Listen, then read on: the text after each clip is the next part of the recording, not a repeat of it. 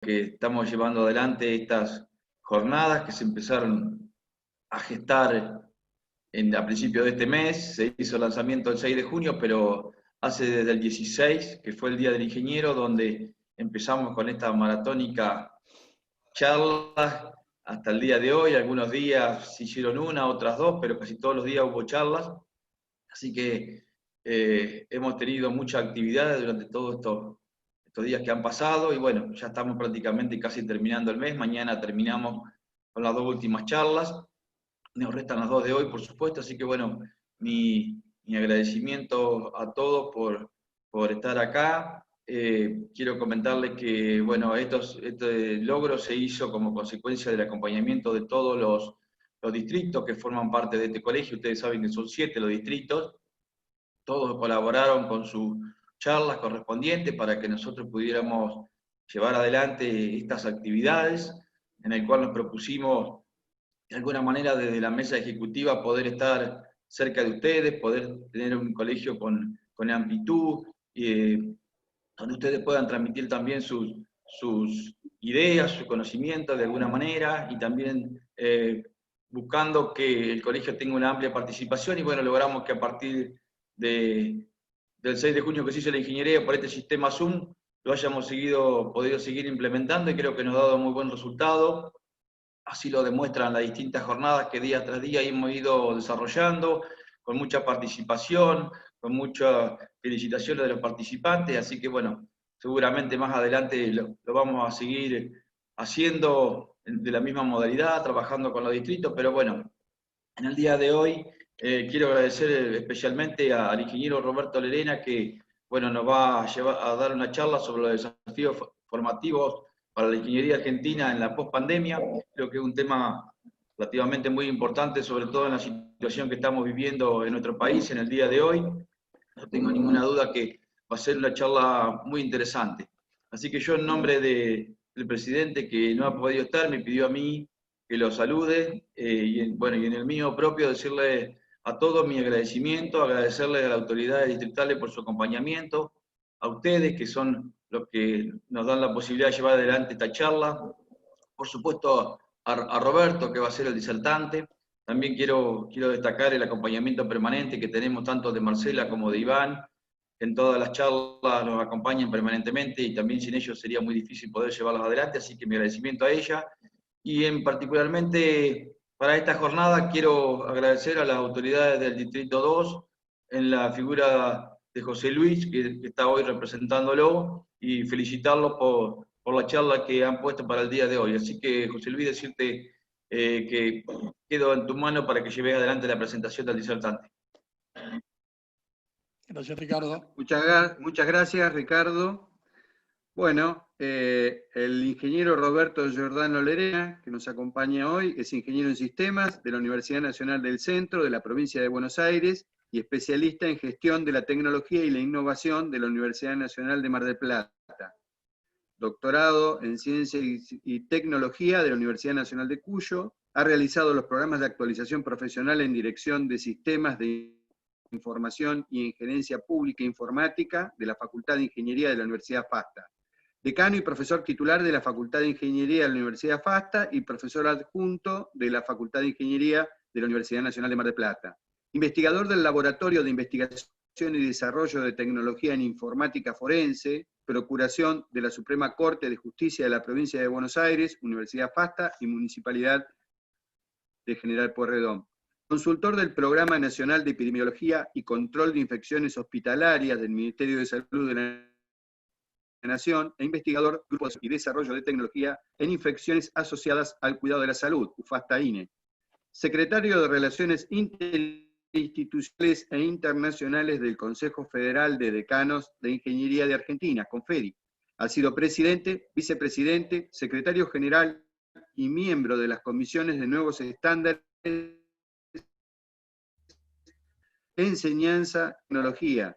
Integró la comisión redactora del Libro Rojo de Estándares de Segunda Generación para las carreras de Ingeniería de 2018 y coordinó el programa de capacitación de docentes para el desarrollo del aprendizaje centrado en el estudiante en las carreras de Ingeniería. En representación de Argentina integró la comisión redactora de los criterios de calidad para la acreditación Arcusur de carreras de ingeniería 2019. Vicepresidente de la Asociación Iberoamericana de Instituciones de Enseñanza de Ingeniería, en representación de Conferi. Secretario General de la Cátedra Abierta Iberoamericana de Desarrollo Tecnológico e Innovación. Consejo Directivo de la Cátedra Abierta Latinoamericana de Innovación y Emprendedurismo, CALICE. Fue coordinador de la Comisión de Acreditación de Proyectos de Desarrollo Tecnológico y Social en Ciencias Agrarias, Ingeniería y Materiales del Ministerio de Ciencia y Tecnología e Innovación Productiva de la Nación entre el 2014 y el 2019, y consultor del Consejo Nacional de Investigaciones Científicas y Técnicas de la República Argentina, CONICET.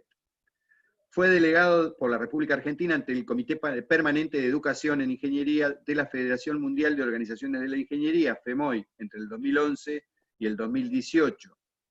Tiene 4 capítulos de libros escritos, ha sido editor de 3 libros y cuenta con más de 100 trabajos publicados en revistas científicas, journals y reportes de sociedades científicas, en actas de congresos nacionales e internacionales en 13 países, especialmente en el campo de la educación en ingeniería, desarrollo tecnológico e innovación y emprendedurismo, informática y salud, informática y derecho e informática forense. Ha sido expositor de trabajos técnicos y disertante invitado en importantes congresos nacionales e internacionales. Ha presidido y participado de comités académicos científicos, de congresos y foros nacionales e internacionales, y ha obtenido 22 premios y reconocimientos nacionales e internacionales, entre ellos la distinción al mérito académico iberoamericano de Acibay, Jamaica, en julio del 2019. Es miembro del consejo editorial de distintas publicaciones, de revistas argentinas, de revistas colombianas y chilenas. Fue presidente fundador de la Red Iberoamericana de Universidades e Institutos con Investigación en Derecho e Informática, Red CIDI.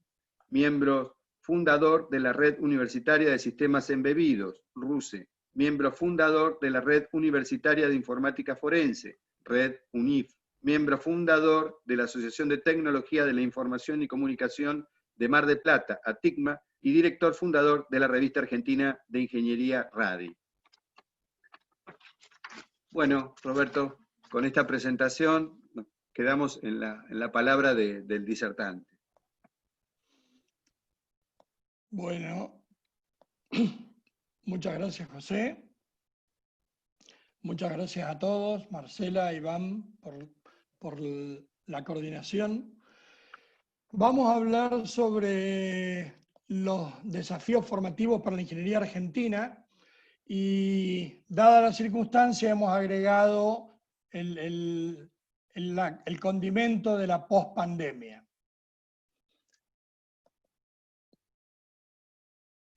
Vamos a analizar primero cuál era el contexto previo a la pandemia para la formación de ingenieros, caracterizado fundamentalmente por un contexto de un mundo en cambio. Y decíamos, la educación está viviendo tiempos de profundas transformaciones en todos los niveles y en todas las disciplinas, y no era una cuestión solamente en la Argentina, sino en todo el mundo. Las últimas décadas habían generado una serie de cambios en todo el mundo que han afectado directamente a la educación, imponiéndole nuevos elementos y aspectos para considerar. En definitiva, proponiéndole una nueva visión de su producto profesional, el ingeniero. Y fundamentalmente nos encontrábamos con un mundo que cambiaba vertiginosamente, pero a un ritmo determinado, con incertidumbre de cómo será y qué es lo que demandará en los pocos años, en los años siguientes.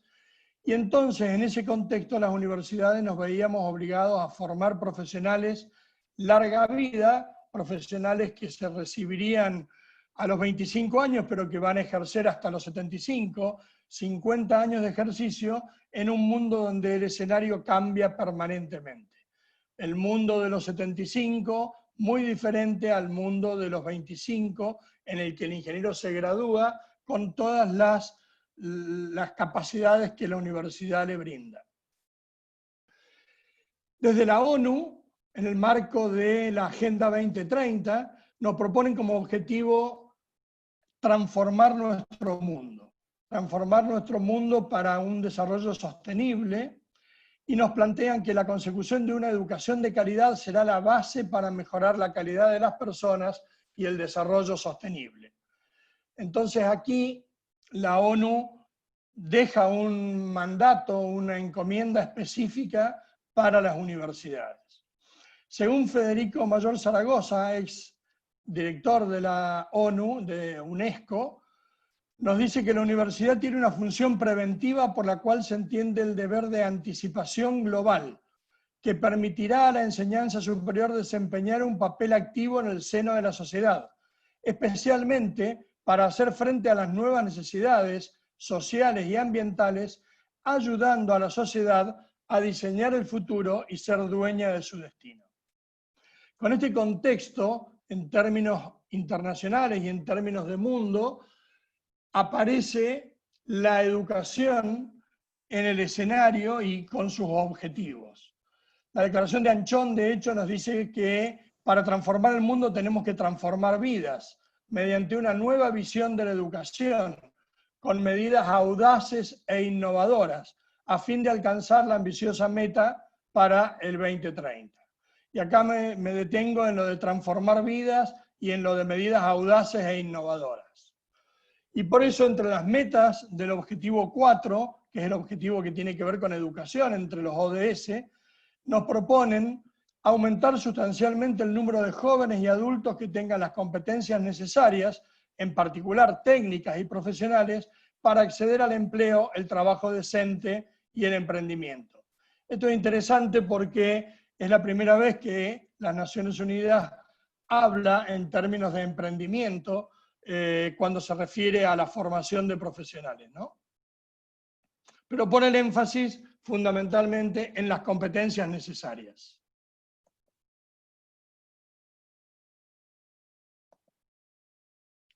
¿Qué hacemos entonces desde la educación? Y desde la educación lo que podríamos hacer, o lo que veníamos haciendo, es analizar críticamente el camino recorrido, parados en este contexto internacional, y fundamentalmente pensar sobre el futuro. Eso es lo que veníamos haciendo hasta marzo de este año, hasta febrero de este año. Teniendo en cuenta que la sociedad le exige a la universidad que el graduado salga dotado de un conjunto de competencias, es decir, capaz de ejercer su profesión en la realidad que lo rodea, que sepa hacer. Y eso nos impone nuevos desafíos para la educación en general y para la ingeniería en particular. La educación en la ingeniería, entonces, en los próximos años debería incorporar elementos de actualización propios de la nueva educación y de las nuevas demandas de la sociedad, tanto demandas locales como demandas globales. En la Argentina, en el contexto local, aparecen nuevas actividades reservadas y nuevos criterios para la determinación de las mismas. Acá estamos hablando de la 1245 del año 2018. Un nuevo sistema de reconocimiento académico orientado a créditos. Una evolución en el aula hacia un proceso centrado en el estudiante. La acreditación de actividades y competencias producto de la movilidad nacional e internacional, o la experiencia laboral. La virtualidad, que era un condimento más y un aspecto más a tener en cuenta dentro de lo que era la planificación de los procesos educativos. El acceso a laboratorios remotos y simulación, una cuestión circunscripta a muy pocas experiencias, a muy pocas universidades, por lo menos en nuestro país. El reconocimiento de las actividades de desarrollo tecnológico, los doctorados con un perfil tecnológico, la incorporación a la oferta educativa nacional de universidades extranjeras que proponen carreras de ingeniería a distancia, la consistencia y la necesidad de equiparabilidad de las acreditaciones a nivel internacional para el reconocimiento de títulos y un nuevo proceso de acreditación que debía comenzar a partir de la segunda generación de estándares que pone el foco exclusivamente en la carrera, dejando los aspectos institucionales en el marco de la evaluación institucional. Ese es, en síntesis, el conjunto de componentes, de condicionamientos con que se caracterizaba el contexto local hasta febrero de este año. La situación, en síntesis, es que las universidades estábamos mirando tranquilos cómo cambiaba el mundo a un ritmo determinado, a un ritmo lento, en espera de nuevos estándares. Para la Facultad de Ingeniería se estimaba que en la reunión de fines de marzo del 2020 el Consejo de Universidades aprobara los nuevos estándares. Estábamos haciendo capacitación sobre enseñanza centrada en el estudiante, con planes de migración a competencia, cada uno a su ritmo, cada uno en la medida de lo que podía en sus respectivas universidades. Universidades caracterizadas por una alta inercia institucional. Esto que charlábamos hoy antes de empezar esta conversación, sobre cuánto nos cuesta cambiar a las instituciones en general y a las universidades en particular. Pocos docentes eran los innovadores que alzaban estas banderas y se animaban a innovar, eran los pioneros en este sentido. Y una muy escasa participación de los estudiantes, que veían esto más como espectadores que como protagonistas. Y este era, en alguna medida, el escenario que teníamos previo al COVID-19, y los desafíos que aparecían eran entonces la migración del modelo de enseñanza, el ajuste de los planes y procesos de los nuevos estándares, el involucramiento de docentes y estudiantes para participar de estos procesos, y prepararnos para las acreditaciones que se vendrían dentro de un tiempo ya con los nuevos estándares.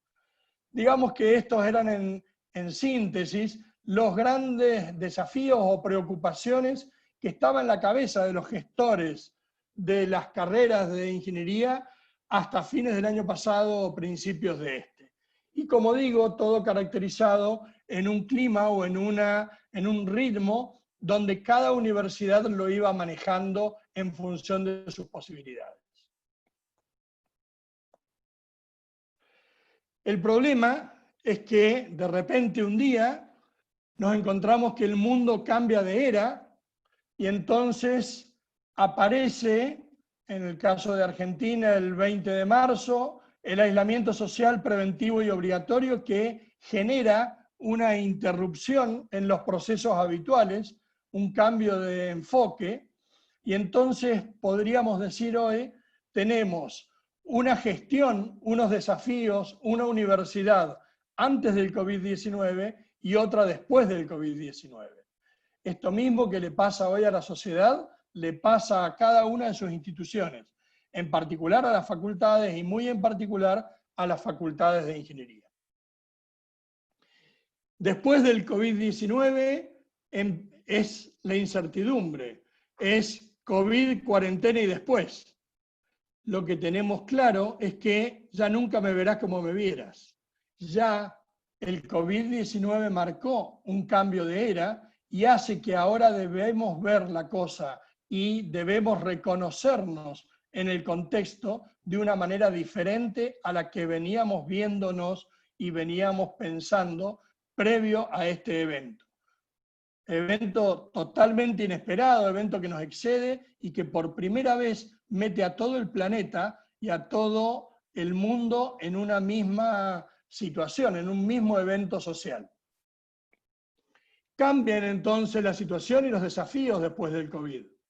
Aparece el aislamiento social preventivo y obligatorio, aparece la virtualización de la vida completa, no solo de la educación, de todas nuestras actividades cotidianas.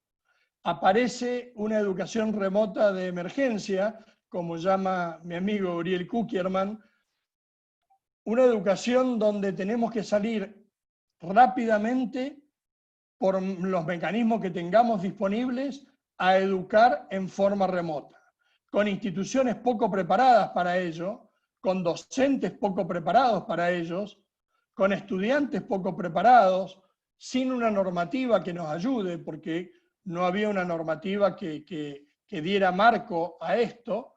Entonces la verdad es que en poco tiempo cambia el escenario rotundamente para las universidades y cambian también los desafíos.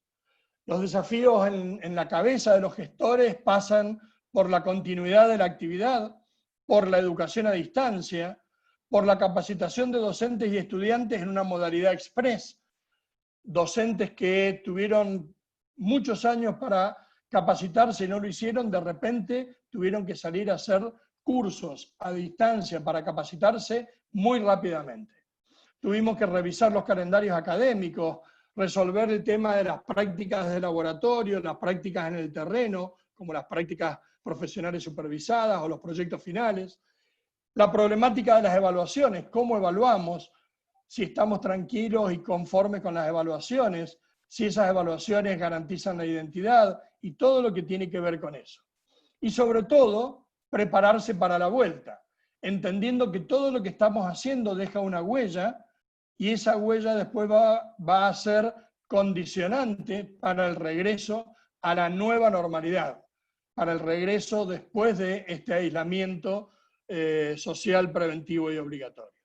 Con lo cual, de repente, es como si en una semana o 15 días nos hubieran cambiado el escenario, nos hubieran cambiado los desafíos, nos hubieran obligado a pensar en un ritmo totalmente diferente y en un mundo totalmente diferente. Entonces, de ahí que podemos hablar de un cambio de la era pre-COVID y la era post-COVID, antes y después del COVID. Entonces,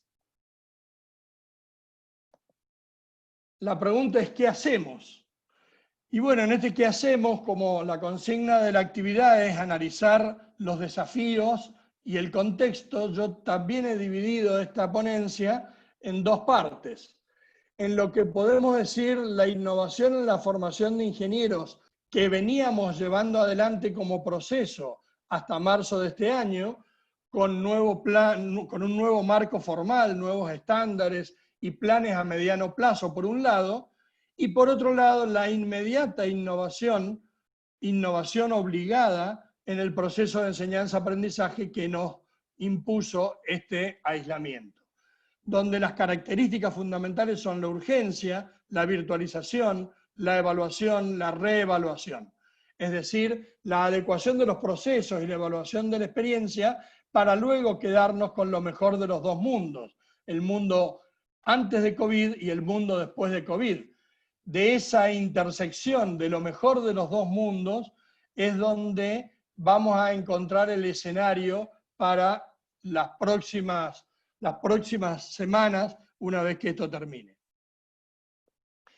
En el escenario planificado, el escenario pautado, el escenario de los nuevos estándares y el nuevo enfoque, voy a pasar muy rápidamente, pero quiero comentarles que estamos prácticamente a punto de estrenar nuevos estándares. Hoy José Obca, que nos decía, han pasado 20 años del 2001, cuando empezamos a trabajar con los procesos de acreditación en las carreras de ingeniería, y a partir de la experiencia, las lecciones aprendidas en esos 20 años, hoy, a partir de Confedi, hay una propuesta de nuevos estándares denominada Libro Rojo, que brinda el marco para la formación de los ingenieros del mañana. Y esta propuesta tiene algunas características que quisiera destacar, que son características que desde lo normativo, pero por decisión de la propia ingeniería, van a ser las que fijen el marco o el contexto en el cual se va a producir el proceso de enseñanza-aprendizaje y el proceso de formación de ingenieros en los próximos años. Tal vez no 20, pero por lo menos 10 años. Tendremos ahora un currículum bastante equilibrado en términos de conocimientos académicos, científicos, tecnológicos, de gestión y de formación humanística, equilibrado con las competencias. Es decir, ahora no solo hay que saber, sino hay que lograr que el alumno sepa y sepa hacer. Aparecen entonces las competencias y aparece un currículum bastante más amplio, más abarcativo, más holístico, donde aparecen conocimientos científicos, tecnológicos, de gestión, que era una debilidad en los planes antiguos de las carreras de ingeniería, y por supuesto con formación humanística, capaces de desenvolverse, de entender desde la mirada humanista el nuevo mundo y desenvolverse en ese mundo con una formación fuertemente basada en la ética, en el desarrollo sostenible, en el cuidado del medio ambiente. Una adecuada formación general que les permita adquirir los nuevos conocimientos y herramientas derivados del avance de la ciencia y la tecnología. Esto que en estos momentos tuvimos que incorporar y aprender a una velocidad tremenda en metodología express. Y además deberán actualizar y completar permanentemente su formación a lo largo de la vida laboral, tanto en el marco informal como en el marco formal a través del posgrado. Esto significa asumir francamente que la universidad hace lo que tiene que hacer durante el periodo formativo inicial, y digo inicial porque es el puntapié inicial de la formación, pero el profesional debe continuar formándose durante toda la vida, tanto en lo formal como en lo formal por medio de posgrados, pero también por cursos y por otros programas de actualización, y entonces el profesional debe tener esa capacidad, esas competencias para poder formarse permanentemente. En cuanto a la duración de la carrera, la duración está prevista en 3.600 horas, 5 años, con esa discriminación de horas que ustedes ven ahí. Ciencias básicas de la ingeniería 710, tecnologías básicas 545, lo mismo que las aplicadas, y 365 horas para ciencias y tecnologías complementarias, que se incrementan un poco a partir de este nuevo perfil del ingeniero. Siempre estamos hablando de carga horaria mínima, ¿no? Es decir, este es el contexto en el cual tenemos la referencia de carga horaria de dictado de las asignaturas del plan de estudio. Si tuviéramos que hablar en un sistema de créditos como el europeo, estaríamos hablando de una carrera de 300 créditos o 300 trayectos formativos, RTF, que es la unidad de medición de los créditos en nuestro país.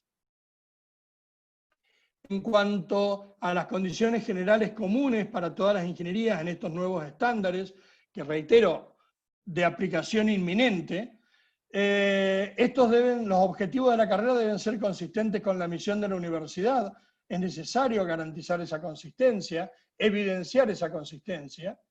El plan de estudio tiene que mostrar consistencia con el perfil de egreso, los alcances del título y asegurar la formación para el ejercicio de las actividades reservadas. Esto significa competencias genéricas y sobre todo las específicas, con los descriptores de conocimiento, estructura curricular y criterios mínimos y generales previstos en el estándar. Pero estamos hablando, y acá pongo el acento, en asegurar la formación para el ejercicio de las actividades reservadas que establece el Estado Nacional en estas carreras, que son carreras del artículo 43 o de impacto público. La universidad tendrá que definir una planta docente para la carrera que en su conjunto muestre la experiencia tanto docente como profesional en investigación, en extensión y transferencia, acorde con los objetivos de la carrera y en el marco del proyecto institucional. Esto le brinda a las universidades, a las facultades de ingeniería, la flexibilidad necesaria para definir el perfil y los objetivos de la carrera, siendo consistente la planta docente entonces con esto que queremos formar. En cuanto al perfil, se acuerda un perfil de egreso base típico o modelo, digamos así, a partir del cual cada universidad va a formar o formular el suyo. Y este perfil del ingeniero está caracterizado por una adecuada formación científica, técnica y profesional que habilite al ingeniero para aprender y desarrollar nuevas tecnologías. Aquí pongo el primer acento, el énfasis, un ingeniero capaz de aprender y desarrollar nuevas tecnologías, como característica fundamental en el perfil del egresado. Con una actitud ética, crítica y creativa. Subrayo la actitud ética en un ejercicio de la ingeniería que cada vez más compromete al mundo, al planeta y a sus recursos. Para la identificación y resolución de problemas en forma sistémica, considerando no solo aspectos técnicos, sino también políticos, económicos, sociales, ambientales y culturales, desde una perspectiva global, tomando en cuenta las necesidades de la sociedad. Esto significa formar un ingeniero mirando las demandas de la sociedad y prestando atención a todos los aspectos, desde lo político, lo económico, lo social, lo ambiental, lo cultural. Un ingeniero mucho más global, mucho más abierto en su enfoque y en el análisis de las problemáticas.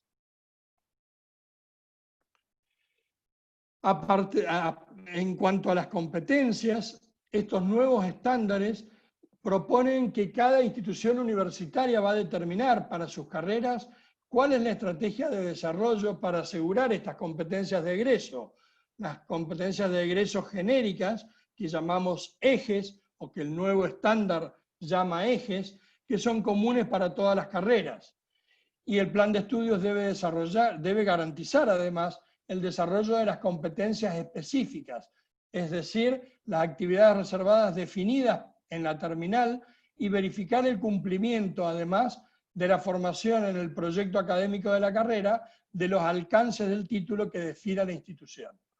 Aquí aparece el nuevo concepto de actividades reservadas, vinculadas directamente al riesgo directo, y el alcance del título que cada institución define para su profesional, mucho más abarcativas que las actividades reservadas y que incluyen indefectiblemente a las actividades reservadas definidas por el Estado. Voy a pasar muy rápido por las competencias, pero en general tenemos dos tipos de competencias, las genéricas y las específicas. Como dijimos, las genéricas son 10 y comunes para todas las ingenierías, tienen que ver con lo tecnológico, lo social, la política, lo político y lo actitudinal, y las específicas que dependen de cada terminal, de cada especialización, y están obviamente subordinadas a las actividades reservadas de cada título.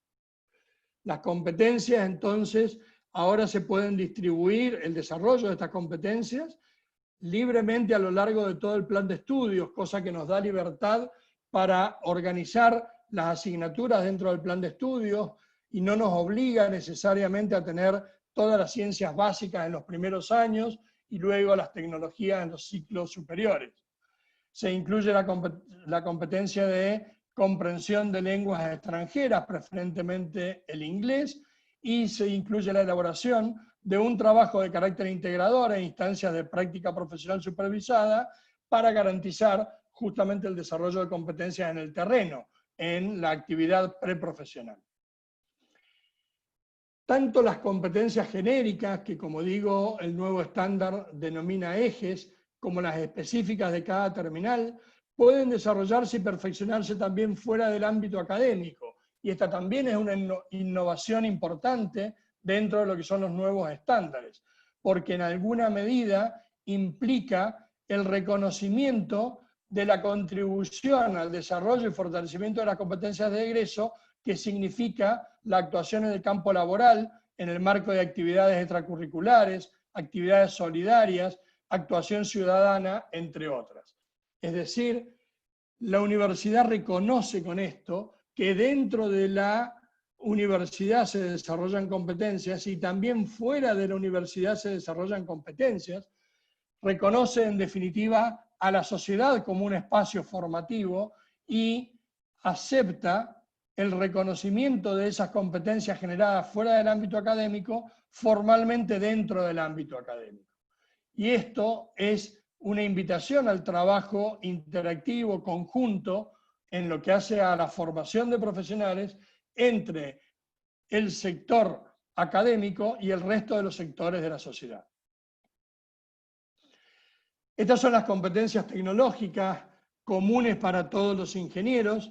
No me voy a detener en ellas, pero tiene que ver fundamentalmente con lo que hace a problemas y proyectos de la ingeniería en general, las técnicas y herramientas y la contribución a la innovación. En cuanto a las competencias sociales, políticas y actitudinales, fíjense que acá hablamos de que el egresado debe desempeñarse de manera efectiva en equipos de trabajo, debe comunicarse con efectividad, debe actuar con ética, volvemos a la ética. La ingeniería es una de las profesiones más cuestionadas en términos de la ética en el mundo, fundamentalmente porque las grandes obras, motivo u oportunidad para grandes problemas en términos de la ética y la responsabilidad profesional, tiene que ver con eso. Puedo mencionar Obedrecht como ejemplo, pero es un problema que no es un problema solo argentino, es un problema mundial que nos preocupa cada vez más, y además con una concepción de ética un poco más amplia que la que veníamos trabajando, que veníamos manejando, que incluye en esa concepción a todo lo que es el desarrollo sostenible y el cuidado de la casa común. Esto de poder desarrollar los proyectos sin comprometer los recursos para las futuras generaciones. Hoy por hoy, no comprometer o comprometer, digamos así, los recursos para futuras generaciones, un problema de medio ambiente, es considerado una falta de la ética. Entonces, desde esa mirada, la actuación con ética, con responsabilidad profesional, con compromiso social, considerando todos estos aspectos que mencionamos, se transforma en una competencia fundamental para el egresado.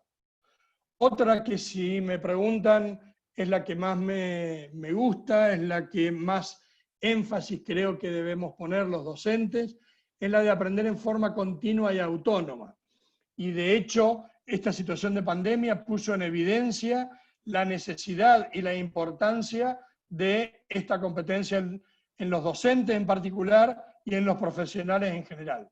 Aprender en forma continua y autónoma para poder sobrevivir, ejercer nuestras funciones en un mundo que cambia repentinamente y que si no tenemos la capacidad para adaptarnos de inmediato, realmente quedamos fuera del contexto, fuera del sistema.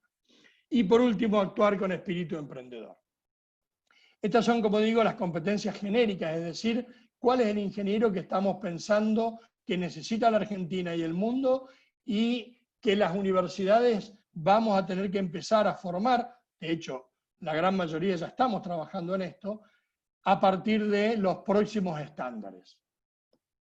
Tampoco me voy a detener en las competencias específicas, pero sí quiero señalar un punto importante aquí, y es que la segunda columna que ven ahí, en este caso particular para la ingeniería en alimentos, establece cuáles son las competencias específicas que debe tener, en este caso un ingeniero en alimentos, a partir de las actividades reservadas dictadas por el Estado. Y hay una correlación directa entonces ahora entre las actividades reservadas, las competencias específicas que debe tener el egresado para poder llevar adelante esas actividades reservadas, y obviamente los descriptores de conocimiento, es decir, los saberes, los contenidos que tiene que conocer y articular para poder desarrollar esa competencia que le permitirá llevar adelante esa actividad reservada como profesional. Entonces ahora, con este esquema, cualquier cambio en alguna actividad reservada, cosa que está dentro del escenario posible, inclusive en el corto plazo, puede significar un ajuste, pero circunscripto exclusivamente a las competencias específicas y eventualmente a los descriptores de conocimiento que se ven afectados, y no a todo el estándar o a toda la carrera, ¿no? Acá tenemos un ejemplo similar para el caso de ingeniería en sistemas de información o informática. En síntesis, este es el contexto que hasta los primeros días de marzo imperaba en la planificación estratégica, en los desafíos de la formación en ingeniería en la Argentina, hasta que llegó el fenómeno COVID. Llegó el fenómeno COVID y entonces aparecen nuevos desafíos en la formación de ingenieros que deberemos articular, encastrar, conjugar junto a estos de este contexto que acabo de describir para poder comenzar a trabajar una vez que salgamos de este aislamiento. La pregunta que nos hacemos entonces es ¿cómo volvemos? ¿O con qué nos quedamos cuando volvemos? Y el escenario cambia porque ahora, repentinamente, en 6 meses, las universidades tenemos nuevos métodos probados. Como mínimo, hemos incursionado en la educación a distancia. Significa, ya no somos la misma universidad, que era estrictamente presencial. En el caso particular de mi universidad, teníamos 14 años de experiencia en educación a distancia y más de 2.500 alumnos en el caso de la Facultad de Ingeniería, experiencia que nos permitió migrar de modelo rápidamente en el contexto de la pandemia, pero ahora toda la facultad, toda la universidad, todas las universidades son universidades a distancia. Entonces hemos probado nuevos métodos y nuevos escenarios que ahora dejan su huella. Hemos encontrado nuevas herramientas para docentes, algunas que existían desde hace años y que los docentes no usaban o no querían usar y que no eran imprescindibles, pero que ahora, que fueron imprescindibles, las hemos incorporado a nuestro portafolio, a nuestra caja de herramientas, y entonces las evaluamos y las contemplamos a la hora de definir. Hemos incorporado la movilidad virtual, esto de viajar a un congreso, esto de viajar a tomar un curso a Mendoza en el marco del doctorado para poder aprobar una determinada asignatura. Ahora lo hacemos desde nuestra casa, lo hacemos sin movernos, en la universidad en Mendoza, en la universidad en Mar del Plata, en el MIT o en la Universidad de Stanford, con total comodidad.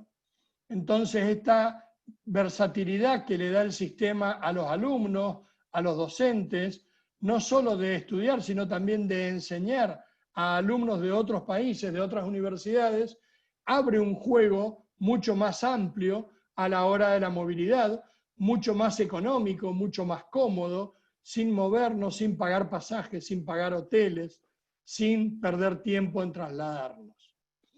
Los laboratorios remotos y virtuales, laboratorios que eran circunscriptos a pocas universidades, que prácticamente no se utilizaban en la rutina de nuestras universidades, ahora está en la agenda de incorporación de tecnología de todas las universidades. De hecho, estamos trabajando desde Confedi en proyectos colaborativos para laboratorios remotos, de forma tal que cada universidad que tenga un laboratorio que pueda operarse en forma remota, lo ponga a disposición del resto de las universidades, para que aquellas que no tienen acceso a este tipo de laboratorios puedan utilizarlos para que sus alumnos puedan hacer en forma remota estas actividades de laboratorio, dado que no podemos entrar en los laboratorios. Laboratorios virtuales y la simulación, que en algunos casos también reemplazan a las actividades presenciales de laboratorio y que en algunos casos implicaba tener dispositivos o artefactos caros, instrumental caro, que muchas veces era difícil de incorporar por las universidades.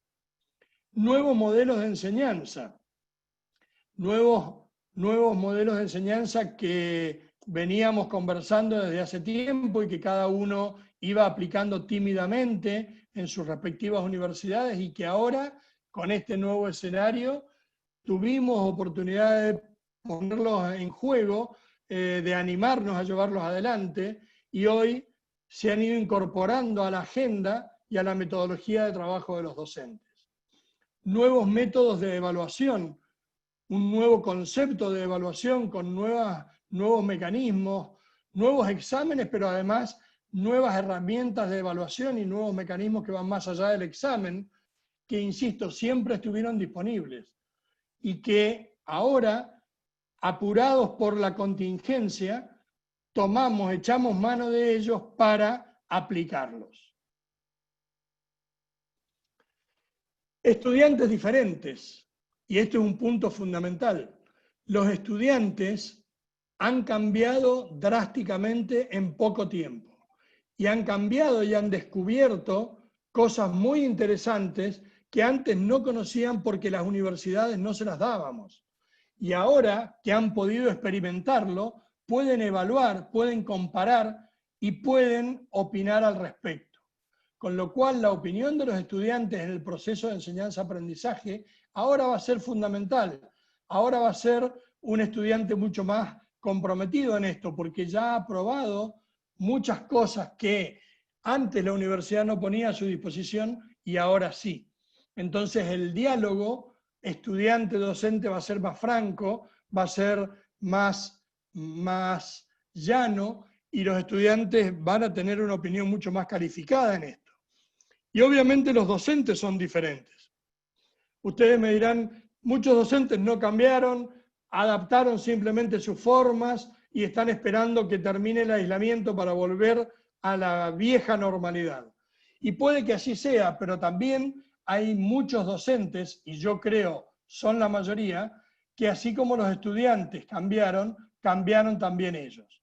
Cambiaron porque se animaron a innovar, se animaron a probar otras cosas, esas cosas que muchas veces por motus propio no implementaban, pero que ante la necesidad sí lo hicieron, esas cosas que a veces en su agenda habitual, donde ya hace 20 años que vengo dando la clase de la misma manera, estoy cómodo así, no necesito cambiar, y entonces no cambiaba, esa inercia a la que hablábamos hoy, ahora se rompió, indefectiblemente tuvo que cambiar, tuvo que hacerlo de un día para el otro, y entonces ahora ese docente también es diferente, y ese docente también reconoce nuevas modalidades efectivas, útiles, buenas, pertinentes para la evaluación, para el intercambio con los docentes. Una nueva competencia global, porque ahora todas las universidades del mundo tienen capacidades, por lo menos, para ser universidades a distancia.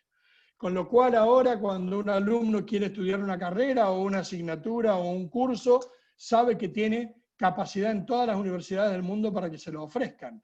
Y de hecho muchas universidades argentinas ya estamos pensando que algunas de las asignaturas que hemos virtualizado en el marco de este proceso de COVID van a permanecer virtualizadas, y van a ser abiertas como curso de actualización curricular, inclusive para movilidad virtual con otros países. Desde la Asociación Iberoamericana de Enseñanza de Ingeniería estamos trabajando un programa iberoamericano de movilidad virtual, es decir, que cada alumno de una universidad iberoamericana pueda cursar una asignatura en otra y sea automáticamente reconocido, siempre sin moverse de su casa.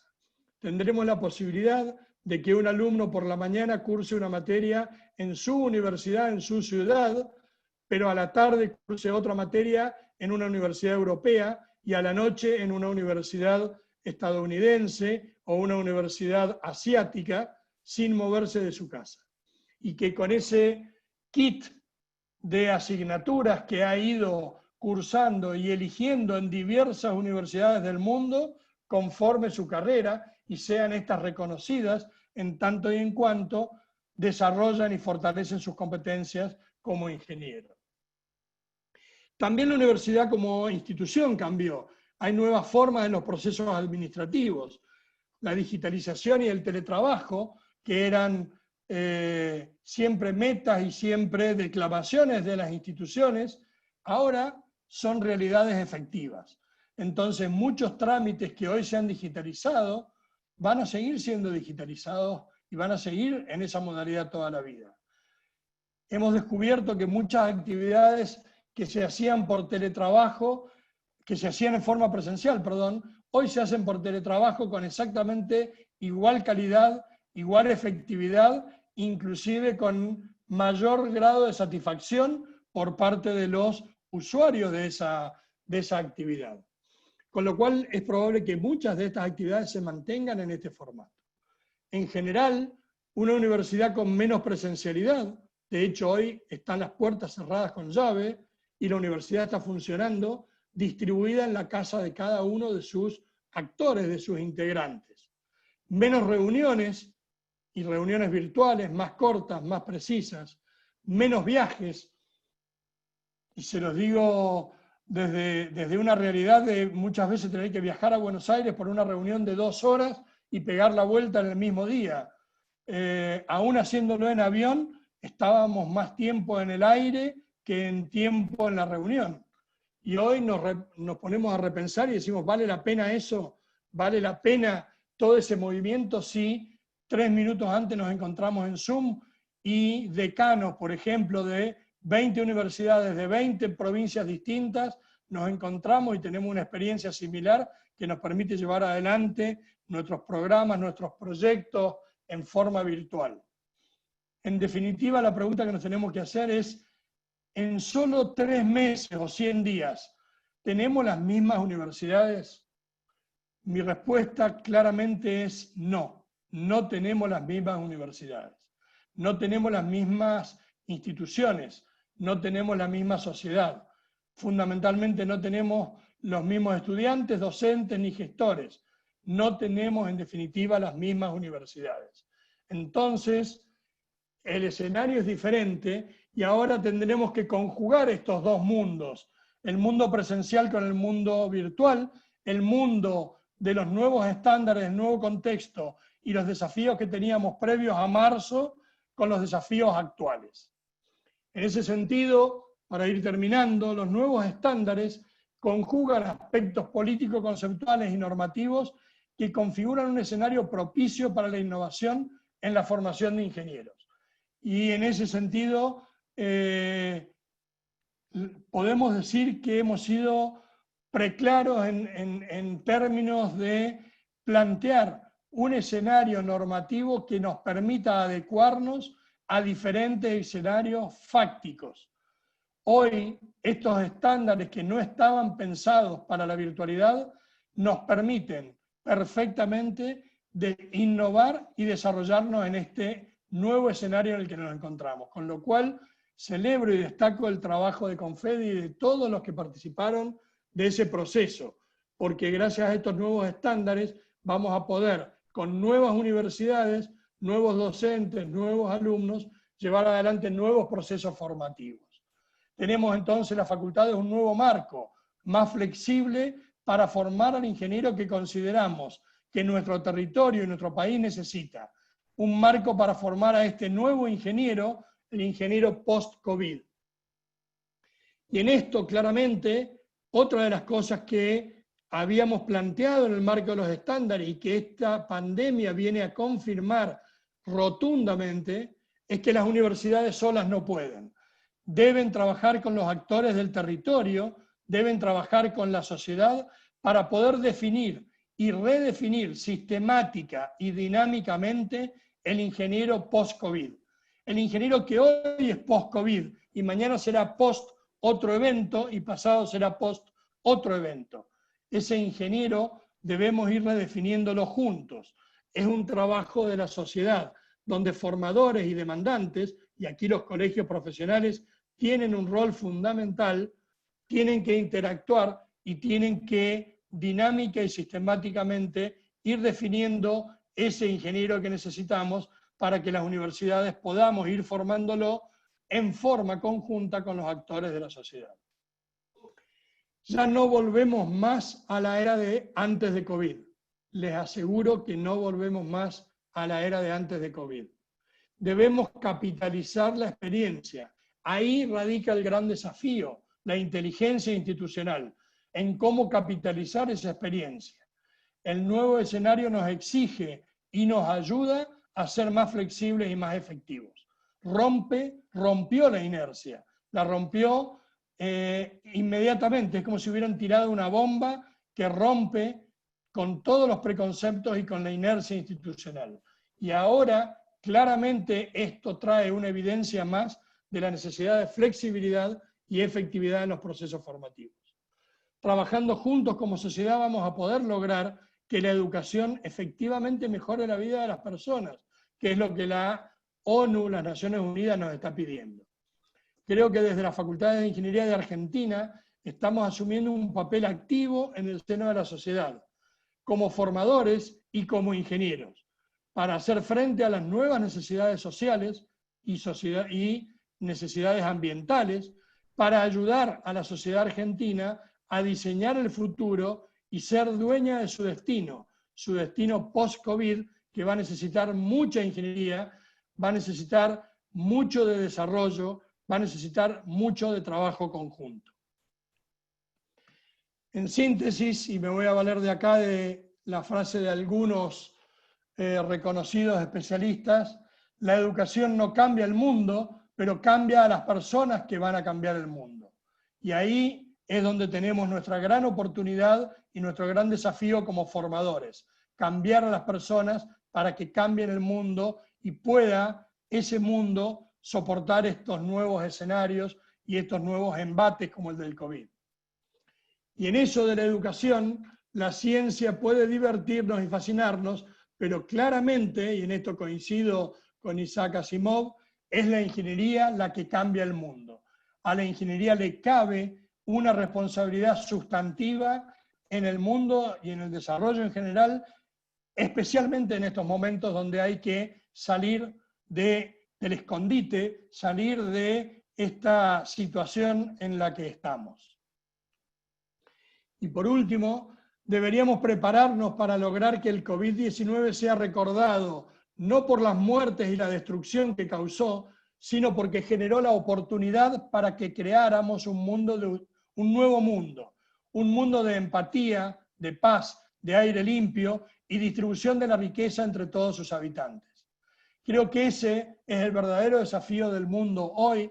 Me sumo a las palabras de Yunus, una persona con la que tuve oportunidad de charlar en 2 o 3 oportunidades y me parece una persona brillante que hoy nos está proponiendo la oportunidad de crear un nuevo mundo. Y como digo, la educación y la ingeniería tienen ahí un rol fundamental. La educación para transformar vidas y cambiar el mundo es la esperanza de la sociedad y es el mayor desafío para la universidad, en particular para las facultades de ingeniería.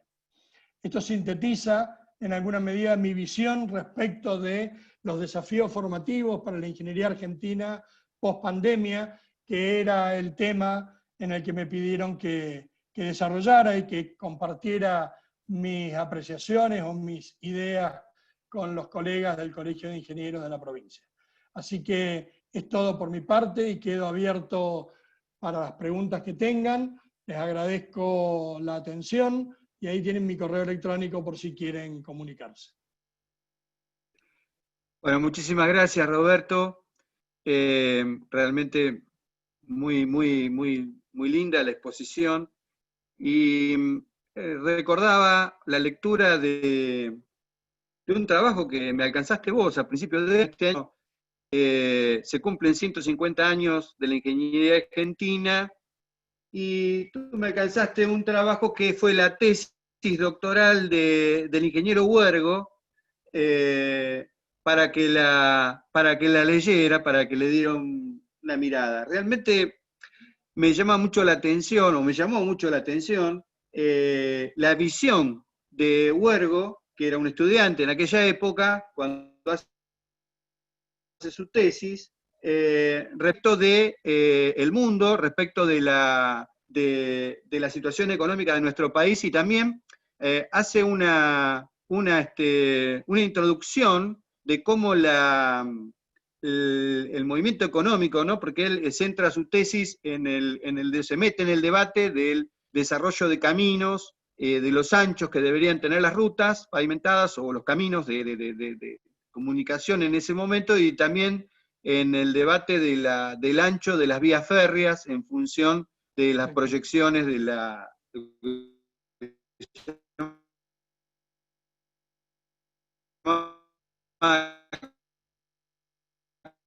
camino de hierro y camino de hierro. Él hace una fábrica que parte de los romanos y parte también del mundo del imperio inca, ¿no? De cómo se desarrollaba la economía y cómo se generaban las comunicaciones entre los distintos puntos, de donde parte su idea y su filosofía de cómo formar, de cómo rehacer la red de caminos y de vías férreas y qué anchos deberían tener y todas estas cuestiones. Entonces veo un ingeniero, digamos, de planeamiento estratégico y de una cultura sólida, digamos, que le permite ya desde su vida de estudiante pensar y debatir cómo debía, las inversiones en obras de infraestructura para generar una mejor movilidad económica y el desarrollo de esta región. Y entonces, digamos, escuchándote, veo que muchas de estas cuestiones, que fueron también producto de la preocupación de nuestras instituciones, están un poco bastante plasmadas en estos nuevos estándares, ¿no? Donde se trata de lograr que el estudiante tenga una visión social, económica, mucho más fuerte, o que por lo menos tenga un cierto equilibrio entre lo tecnológico y materias básicas que siempre tuvimos los ingenieros mucha fortaleza, pero también se incorpora la cuestión social y la visión económica o la visión del territorio donde está embarcado. Esto, ¿vos cómo lo ves, digamos? Sí, efectivamente es así. En primer lugar, recomendarles la lectura de este trabajo de tesis de graduación de Huergo, porque la verdad que es un texto que se disfruta. Se disfruta además por su valor simbólico como primera tesis, en ese momento eran tesis, no proyectos finales, tesis de graduación de ingeniería, pero esto que plantea José es tal cual, no circunscribe la problemática de construcción de las vías férreas a un problema estrictamente técnico de cómo son las vías propiamente dichas, de qué ancho tiene la vía en relación a los vagones, a la locomotora, sino plantea la vía como una herramienta de desarrollo de los pueblos, plantea la vía como una herramienta de comunicación, una herramienta de desarrollo económico, de desarrollo social, y lo mismo los caminos, plantea la vía como una industria de producción de la vía, es decir, no mira técnicamente a la vía férrea propiamente dicha bajo el microscopio, sino que la ve indefectiblemente como un medio para el desarrollo del país.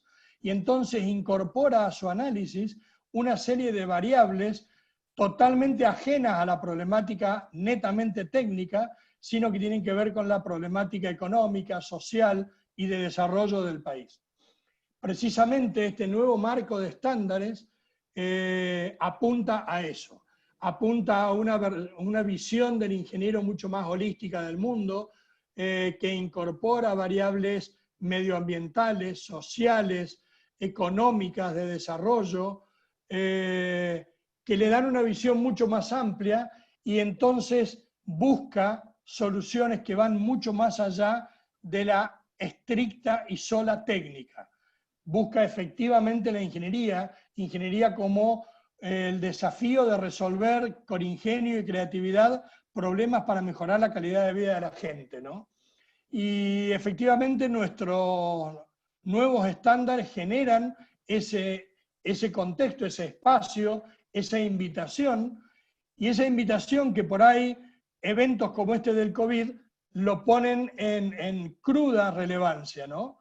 Y demuestran la necesidad de eso, de esa visión ingenieril que vaya mucho más allá de solo y meramente la técnica, sin menospreciar la técnica, pero dándole un vuelo mucho más allá a la técnica como medio para transformar el mundo y generar mejor calidad de vida de la gente, en particular de nuestros pueblos, ¿no? Así que coincido plenamente con eso, y bueno, parece que nos costó 150 años darnos cuenta de esto y volver a retomarlo, ¿no? Así que bueno, en buena hora. Otra consulta. En la cuestión de ética profesional, hoy este mundo en cambio que vos comentabas cuando recién inició la charla, nos ha propuesto ciertas disciplinas nuevas. Cuando vos hablaste de la ética te referiste digamos, a las cuestiones más conocidas, como pueden ser las grandes obras, que digamos fueron tema también de debate público.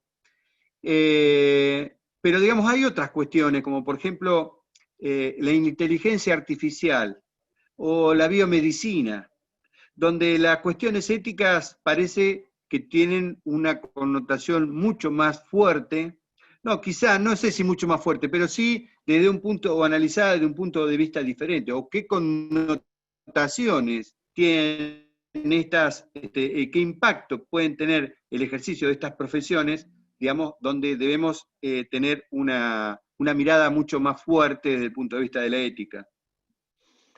Sí, la ética, a medida que evoluciona la tecnología, a medida que evoluciona la capacidad de desarrollo tecnológico, toma un papel cada vez más preponderante, más importante, porque uno siempre dice, puede avanzar en el desarrollo tecnológico hasta los límites de la ética. El problema es cuáles son los límites de la ética cuando la capacidad de desarrollo tecnológico es prácticamente infinita. Y hoy, en todo esto que llamamos, como vos planteabas, inteligencia artificial, no se conocen los límites, porque estamos dando cierta autonomía a determinados artefactos físicos o no físicos, tangibles o intangibles.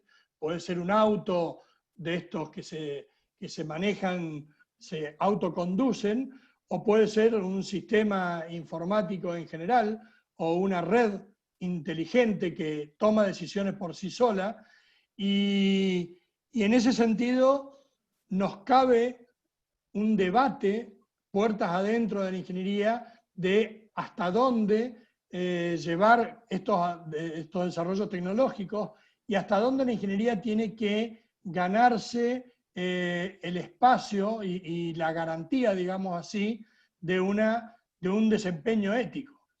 Hoy, más allá de estos casos de corrupción que son mundialmente conocidos y que ponen en jaque a la ingeniería, pero sobre todo a la obra pública, no están todavía en discusión estos aspectos que vos señalabas, José, por lo menos no están en discusión en la esfera social, está en discusión en la esfera académica, en la esfera de los laboratorios, en la esfera de la bioética, pero no son todavía debates sociales. Y creo que es la ingeniería la que tiene que poner estos temas en el tapete para que sea la sociedad la que las discuta y sea la ingeniería la que pueda ir marcando o definiendo una hoja de ruta en este sentido. A mi juicio son debates riquísimos que se están dando y que se deben dar con todos los actores de la sociedad en el corto plazo, ¿no? Perdón, puede ser una pequeña consulta, Roberto. Sí. No puede haber una ética de la ingeniería si no hay una ética social. Totalmente. Una ética social del conjunto. O sea, vos hace un rato dijiste que tal vez empiece una nueva era. Terminamos la era moderna, empieza una nueva era con unos nuevos códigos, La ética está ligada a la moral de la sociedad. En una época estaba bueno determinada cosa, hoy la vemos con otros ojos, pero también el avance de lo tecnológico, si no está ligado a un concepto ético del conjunto de la sociedad, parecería que estuviera desafectada o fuera del discurso de la sociedad. En algunas sociedades, lo que se está hablando ahora, de estos temas que van ligados a la biología y todos estos asuntos, los toman como muy normales. Otras son, desde nuestro punto de vista, por lo menos mi concepción de la vida, son absolutamente espantosos. Son absolutamente espantosos. Por eso, la discusión de una ética de la ingeniería no puede estar desafectado, creo que entendí lo que vos dijiste, de la discusión absoluta y total de la ética de una sociedad nueva. Que no voy a tratar de ligar, me diste trabajo, voy a tratar de ligarlo. A ver, ese concepto me sorprendió y me encantó, que tal vez el COVID marque el inicio de una nueva era. Termina la época moderna, lo mandé al chat, muere la época moderna con todas las cosas que desarrolló, el capitalismo, el materialismo dialéctico, el genocidio, todas esas serie de cuestiones empiezan con una nueva era gracias al COVID.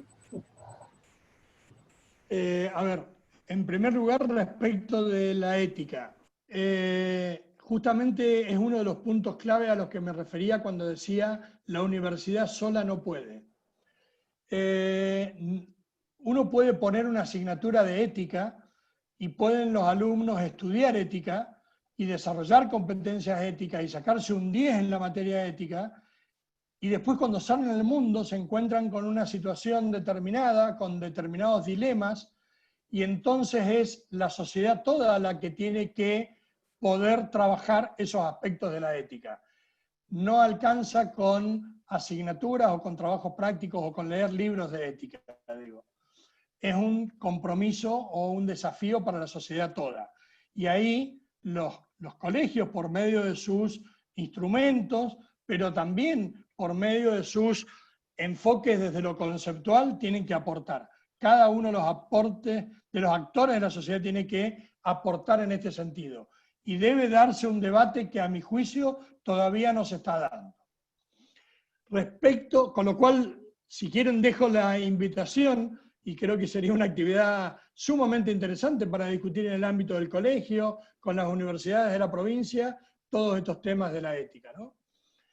Y respecto del cambio de era, yo no sé si será un cambio de era o no. Lo que digo es que es la oportunidad ideal para un cambio de era. Y digo que es la oportunidad ideal porque hemos logrado, y en alguna medida eso traté de reflejar en mi charla, hemos logrado en 3 meses o 100 días cosas que no se hubieran logrado tal vez en 4 o 5 o 10 años si no hubiera sido por un evento o un fenómeno como este. Y depende de nosotros cómo salimos de esto. Si depende de nosotros, si salimos de esto y volvemos estrictamente a como estábamos antes y no aprendimos nada de esto y no capitalizamos ninguna de las cosas buenas que descubrimos con esto, y digo descubrimos porque ya estaban antes, pero no las considerábamos en nuestra rutina, o si efectivamente las capitalizamos y empezamos a ver el mundo de otra manera. Y en ese ver el mundo de otra manera, la universidad, que cambia a las personas que van a cambiar el mundo, tiene un rol fundamental, porque si la universidad no cambia, no van a cambiar las personas y esas personas van a ser incapaces de cambiar el mundo. Con lo cual la universidad tiene como mínimo desde lo institucional una obligación moral de descubrir las cosas nuevas y las nuevas bondades de este nuevo mundo, entre comillas, de esta nueva era, y ponerlas en evidencia, ponerlas en práctica para efectivamente cambiar el mundo. Y Dios quiera que eso pase y que pase en toda la sociedad para que el mundo sea el nuevo mundo que nos propone Yunus. Un mundo mucho más comprometido, un mundo mucho más solidario. Fíjense, este COVID, yo siempre digo, fue efectivamente la Tercera Guerra Mundial. Y fue una Tercera Guerra Mundial que fue verdaderamente mundial. Y en el bando era el bando de los humanos contra el COVID. Y en el bando de los humanos resolvimos en el siglo XXI, o estamos resolviendo en el siglo XXI, una guerra mundial, todos escondiéndonos, sin siquiera tener la capacidad para interactuar solidariamente. Uno en un país decide una cosa sin importarle lo que le pasa al país vecino. Ya las decisiones que toma Bolsonaro en Brasil no son exclusivas para Brasil, tienen impacto en todo el mundo, como las de Trump cuando se pelea con la OMS o cuando dice voy a prohibir que las vacunas que se fabriquen en Estados Unidos lleguen al resto de los países. Entonces necesitamos una nueva visión y realmente tenemos un escenario nuevo que si lo entendemos así, por lo menos en nuestra aldea más cercana, en nuestro país, en nuestra Latinoamérica, yo creo que tenemos una gran oportunidad por delante.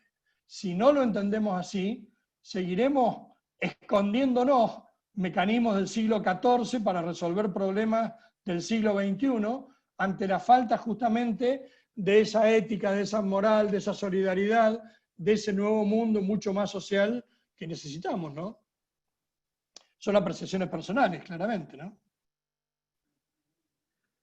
Bueno, muchas gracias, Roberto. Creo que ha sido más que claro en toda tu exposición. La verdad te agradezco. En nombre del Colegio de Ingenieros te doy las gracias por esta excelente charla. Creo que en la cabeza de todos están botando todas estas ideas y bueno, pocos minutos más va a empezar la próxima exposición. Así que muchísimas gracias a todos los que se quedaron y estuvieron escuchándonos y participando de este evento. Bueno, José, muchas gracias, siempre a disposición del colegio, ha sido un placer y tienen mi correo electrónico, cualquier duda o cualquier inquietud que quieran conversar, a plena disposición. Muchísimas gracias. Bueno, Roberto, yo como Consejo Superior quiero también... Perdón, ingeniero, yo tenía una consulta que la escribí en el chat. Tenía una consulta que la escribí en el chat, pero no la leyeron. ¿La podría plantear? Sí, sí. Sí, yo decía, usted planteaba en la exposición que el desarrollo laboral es un reconocimiento desde lo académico en la formación del ingeniero. ¿Cómo se piensa desde la universidad articular esa situación del o del alumno próximo a egresar respecto a su inserción en el campo laboral? Respecto de este punto, lo que plantea el estándar, y es una innovación importante, es que la universidad pueda reconocer el desarrollo de competencias alcanzado en el campo laboral por los estudiantes. Y voy a ir con un ejemplo y casi una anécdota, pero un ejemplo para que se vea gráficamente. Los alumnos de Ingeniería en Informática llegan a tercero o cuarto año de la carrera y tienen que hacer una práctica profesional supervisada. Esto significa un simulacro prácticamente de la vida profesional de 200 horas en una empresa para que empiecen a conocer en el terreno, con los pies en el terreno, de qué se trata esto del ejercicio profesional, la interacción con otros colegas, la interacción laboral, entender que hay un jefe, que hay una lógica, que hay objetivos, que hay condiciones, que hay presupuestos, y empezar a jugar el juego del ejercicio de la profesión aún dentro del ámbito académico. ¿Por qué? Porque entendemos desde la universidad que ese entrenamiento es fundamental para que el graduado, cuando se gradúe, no salga con cero experiencia. Paradójicamente, uno tenía, por ejemplo, un alumno, y este es un caso real, director del centro de cómputos del Hospital Privado de la Comunidad, una de las instituciones con mayor red en términos informáticos de Mar del Plata, una red compleja, con aparatología compleja, con una serie de cuestiones que la hacen un escenario interesante para desarrollarse profesionalmente. Y esa persona, que era el gerente de sistemas del Hospital Privado de la Comunidad y alumno, cuando llegaba a tercer año tenía que ir a otra empresa a hacer un simulacro del ejercicio de la profesión durante 2 meses para que se le pudiera acreditar la práctica profesional supervisada. La pregunta es, ¿tiene sentido? ¿Qué va a aprender esa persona que no le haya enseñado ya su propio trabajo? Con lo cual, y esto ya en nuestra universidad está vigente, el nuevo estándar habilita a que, descriptas cuáles son las competencias que se espera de esa práctica profesional, la universidad pueda, en forma conjunta con la empresa donde adquirió esas competencias, acreditarlas y liberarlo entonces de la obligación de esta cursada. A esto me refiero cuando digo el reconocimiento de las competencias desarrolladas en el campo laboral. Tiene que ver fundamentalmente con competencias de trabajo en equipo, con competencias de comunicación, con una serie de competencias que hacen a la formación, ¿no?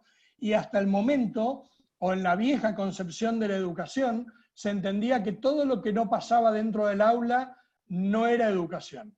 Y la realidad es que no es así, y este estándar viene a poner esto en blanco sobre negro, ¿no? Por eso lo planteo como un sistema de reconocimiento que va más allá de lo práctico y tiene un trasfondo conceptual, filosófico, ¿no?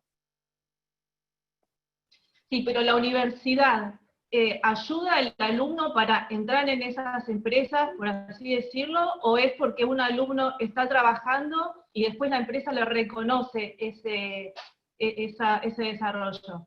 Las dos cosas. Okay. Si el alumno está trabajando, la empresa se lo reconoce, y si no, esto como es una obligación académica, curricular, la universidad ayuda, y de hecho nuestra universidad tiene convenio con 92 empresas de Mar del Plata, donde nuestros alumnos hacen sus prácticas profesionales de ingeniería, promovido por la universidad, ¿no? Muchas gracias, ingeniero, muy claro, gracias. Nada.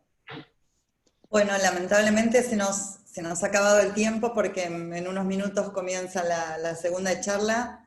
El ingeniero está siendo muy gentil en seguir respondiendo y también ha brindado su mail, así que si a alguno le quedó alguna consulta, ingeniero, no sé si quiere volver a compartir su correo o lo puede hacer por el chat. En la zapatería. Pero lamentablemente no podemos seguir con las consultas por el Zoom porque tenemos que dar comienzo a otra charla. Así que tienen ahí el chat. Ahí está mi correo. Y ahí el ingeniero pone su correo y les vamos a pedir por favor que al que le haya quedado alguna duda se le envíe al ingeniero que generosamente nos ha brindado su dirección electrónica. Y, ingeniero Aucas, no sé si usted quiere dar cierre. No se lo escucha. Ingeniero Brasesco. Sí, bueno, agradecerle principalmente a Roberto de la manera que llevó adelante la charla. Creo que, bueno, también en nuestro colegio de ingenieros vamos a tener un colegio diferente después de la pospandemia, al igual que la facultad. Creo que vamos a tener que aprovechar todas estas experiencias que van a ser sumamente positivas de ahora en adelante en el trabajo en esta institución. Y como se dijo acá también, la ingeniería cumple un rol fundamental en lo que es en el mundo, y así lo tenemos que hacer, que llevar adelante los ingenieros. Creo que para eso estamos capacitados de alguna forma, y trabajando con fe, con esperanza, como se dijo acá, y por sobre todo con mucha ética profesional. No tengo ninguna duda que vamos a sacar el país adelante.